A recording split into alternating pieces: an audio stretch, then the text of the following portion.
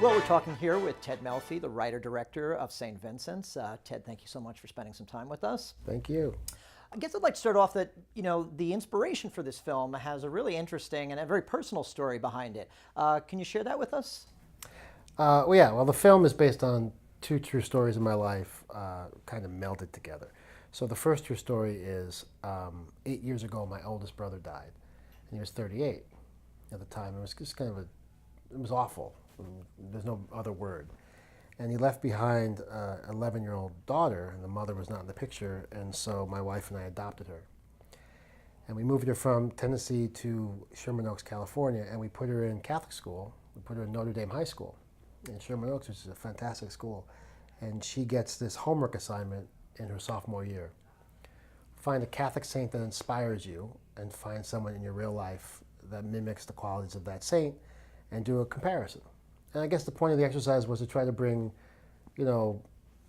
sainthood and saintliness and godliness into modern day, something that they found tangible. And so she picked St. William of Rochester, who's the patron saint of adopted children, and she picked me.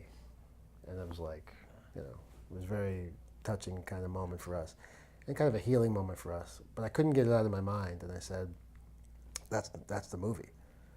That's a movie. It's a story worth telling. And it's a story of except it wouldn't be me. It would be this curmudgeonly old guy who wants to die, and a young kid that they change each other's lives. And that's the crux of the story of St. Vincent.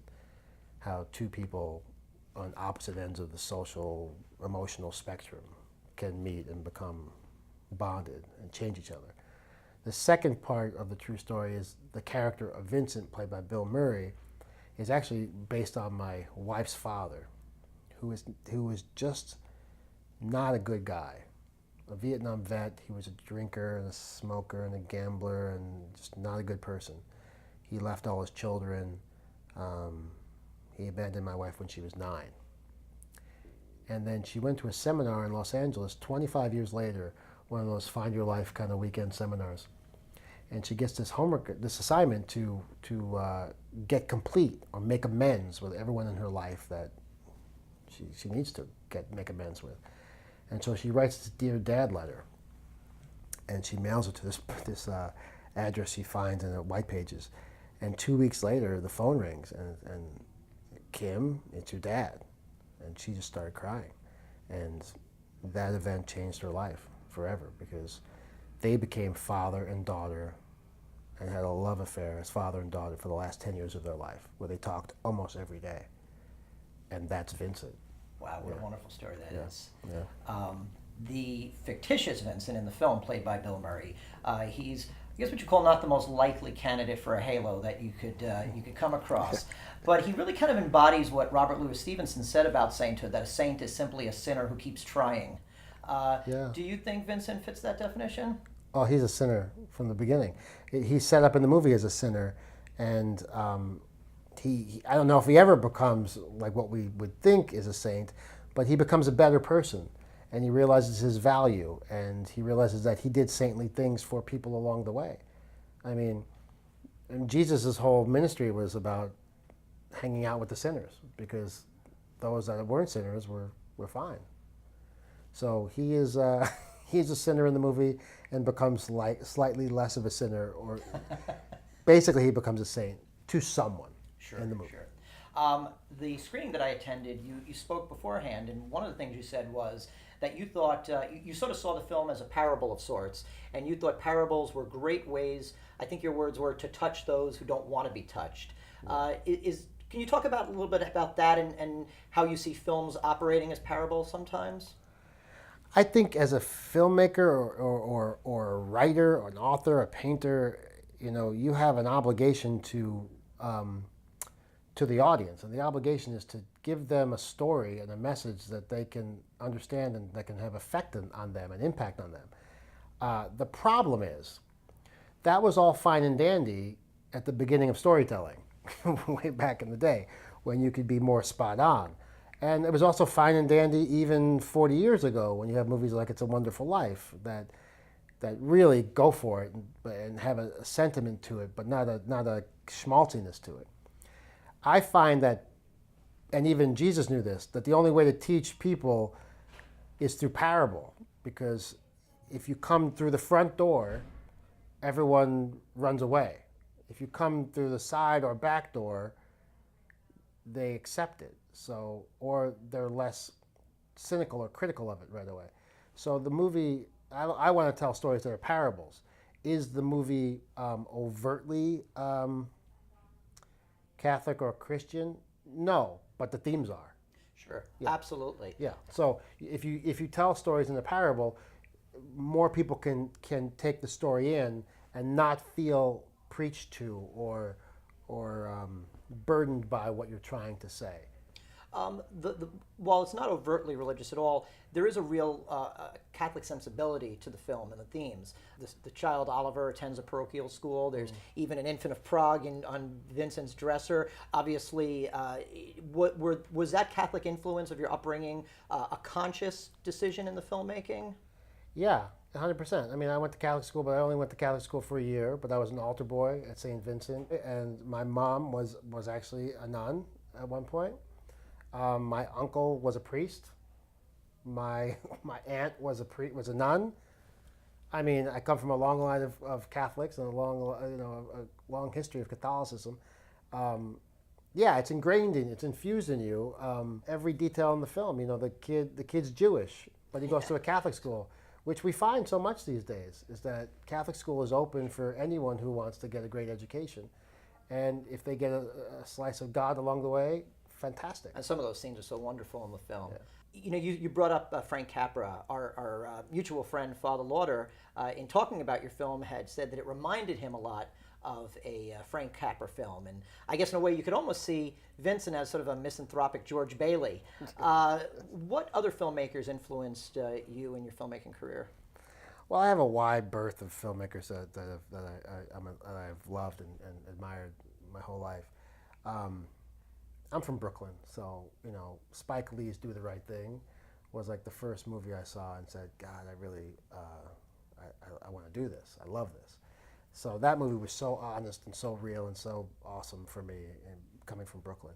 And then growing up, I mentioned Frank Capra because "It's a Wonderful Life" is one of my favorite movies of all time. I mean, it's a flawless movie. And then in the modern day, I have such eclectic taste. I love Wes Anderson's work. I find it visually stunning, and the characters are so dimensional and awesome.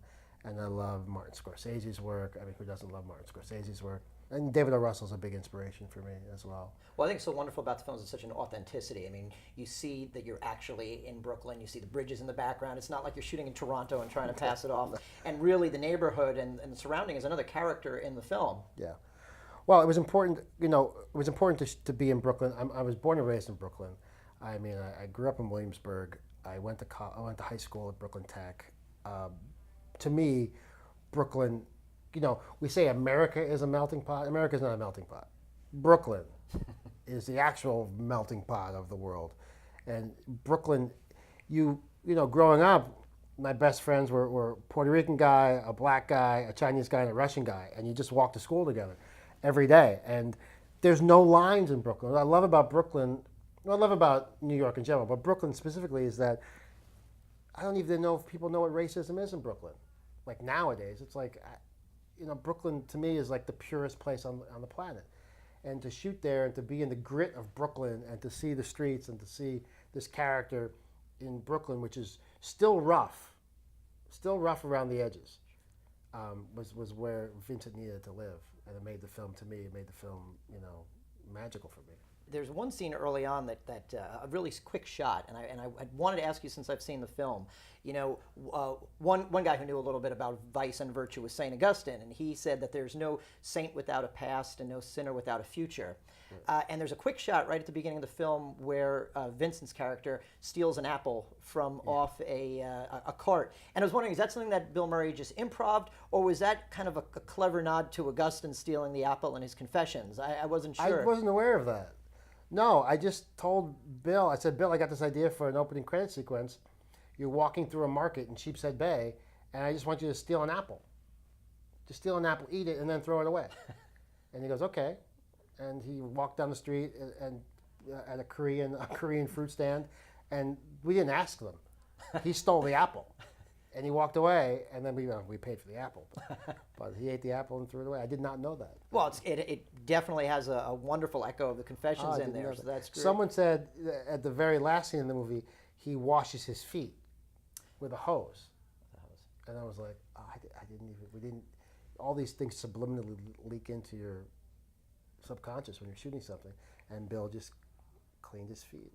Everything reminded of Jesus who washed people's feet. Just like, sure. We didn't think about it. We didn't. Nothing was overtly like.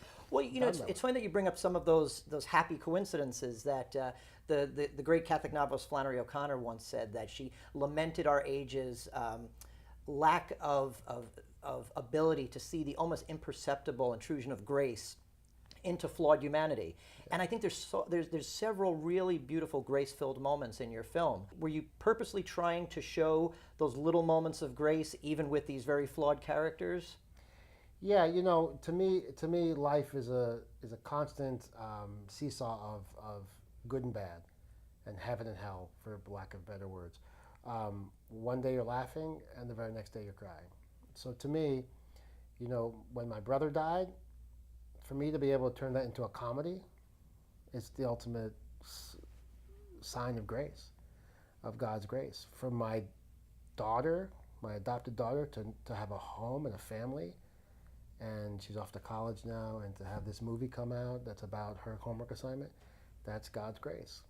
And so everywhere in the film, there's God's grace. Bill Murray takes care of his wife who has Alzheimer's, is grace. And he meets this kid, and they win at the track, which is a sin, but it's grace. And so they're all like together. It's to get together every day for everyone on the planet. Wow. What does your daughter think of the film made out about her from her choice to select you as a saint? Well, she's going to see it for the first time in its totality, totally finished, Friday at the Mill Valley Film Festival in San Francisco. But she's very, I think she's just awe-inspired by the fact that it's become this. Wow. Yeah. It must be something pretty special for her to see that. Yeah. The film has so many wonderful themes. Watching it really called to mind a lot of what Pope Francis talks about now, particularly his comment about the church being a field hospital. There's so much brokenness and woundedness in this film, and they're all, in one way or another, looking for some sort of healing. What would you like audiences to sort of take away as the message of this film? Well, everyone's going to take away what they take away from it, because I've been to other Q&A. I've been to Q&As with directors, question and answer sessions, where someone in the audience always asks the question, "What does this movie mean to you?" And the director stands up and says it, and you go, "What? That was not on the screen at all." But that happens all the time. So I'm going to just tell you what it means to me in one word. It means value. Every human being, saint, sinner, every human being is born on this planet, and they have a value. And over time, that value gets chipped away at. Life didn't work out how you thought it was going to work out. You drank too much, you made a bunch of mistakes, you did this, you did that. Whatever you did, your value erodes over time. And I just want you to get from this movie that you have value no matter what's happened in your life. You have a value, and it's important. Back in the 1950s, Pope Pius XII was asked what is the ideal film, and he actually wrote an entire encyclical called The Ideal Film. And it really boiled down to one thing. Does the film promote the dignity of the human person? And I think this film really does a beautiful job at promoting that dignity. There's one great scene. I love the character of Brother Garrity in the film. And he's got this great line which says, dumbness doesn't play in heaven. Unfortunately, dumbness sometimes does play on the big screen. And I think, we're so used to seeing kind of empty comedies that it's so nice to see a comedy which is entertaining but also has some real substance to it. So I'd really just like to thank you for that. Thank you. And thank you for spending this time. And if I could just ask you one more quick question. If Vincent does make it up to the pearly gates and he becomes a saint someday, first of all, the ending, you're pretty sly. You leave it a little ambiguous. Do you have hope that Vincent changes his ways at the end? He has changed his ways, but change comes in small increments. And it only comes in big increments in the movie. But in real life, the guy who's been smoking for 40 years just kind of quits one day. And that's a huge change for him. But we look at it and go, it's a small change. I don't know. I think he changes enough to understand he has value and to be valuable to others. And that's what's important. Well, if he does make it up to those proverbial pearly gates and he gets the official canonization, what do you think Vincent would be the patron saint of? He'd be the patron saint of good enough. Well, thank you so much. Best of luck. Thank you so much.